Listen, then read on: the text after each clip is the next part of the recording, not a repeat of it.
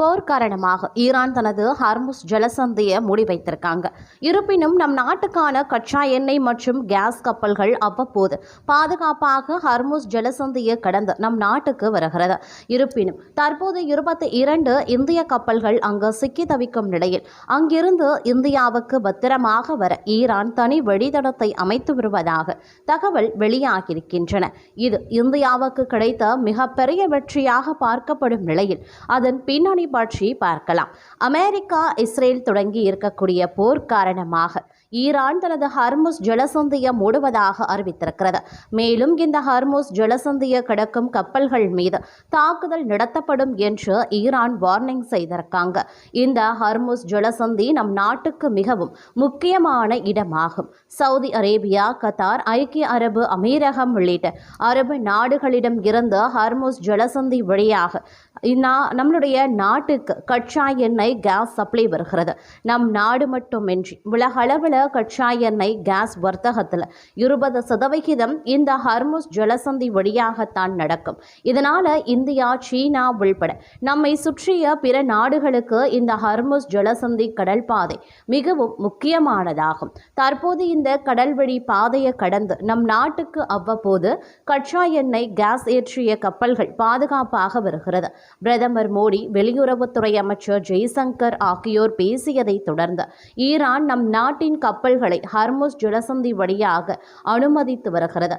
இருப்பினும் இன்னும் இந்த ஹார்முஸ் ஜலசந்தியில் கப்பல் போக்குவரத்து இயல்பு நிலைக்கு திரும்பவில்லை. நம் நாட்டுக்கு வரவேண்டிய 20க்கும் அதிகமான கப்பல்கள் அங்கு சிக்கி இருக்கின்றன. நேற்று முன்தினம் நிலவரப்படி பார்த்தால் ஹார்முஸ் ஜலசந்தியை கடக்க முடியாமல் இருக்கக்கூடிய 22 இந்திய கப்பல்கள் தவிப்பதாக கூறப்படுகிறது. இந்த நிலையில தான் இந்திய கப்பல்களுக்காக ஈரான் தனி கடல்வழி பாதையை ஏற்படுத்துவதாக தகவல் வெளியாகியிருக்கின்றன. பிரதமர் நரேந்திர மோடி கடந்த 12ஆம் தேதி ஈரான் அதிபர் மசூத் பெசஷ்கியானுடன் தொலைபேசியில் பேசினார்.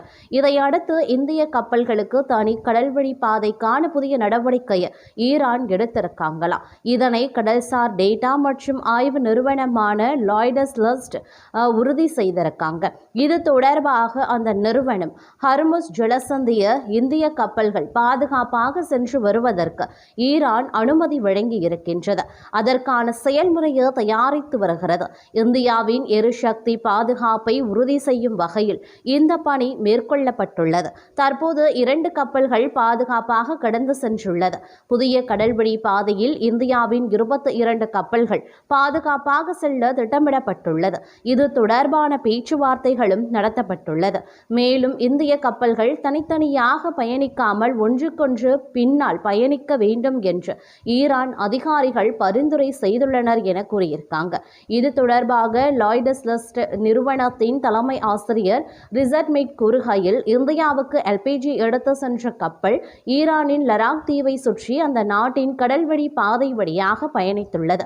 இது வழக்கமாக கப்பல்கள் செல்லும் வழிபாதை கிடையாது. வழக்கத்துக்கு மாறாக இந்த வழிபாதை பயன்படுத்தப்பட்டுள்ளது.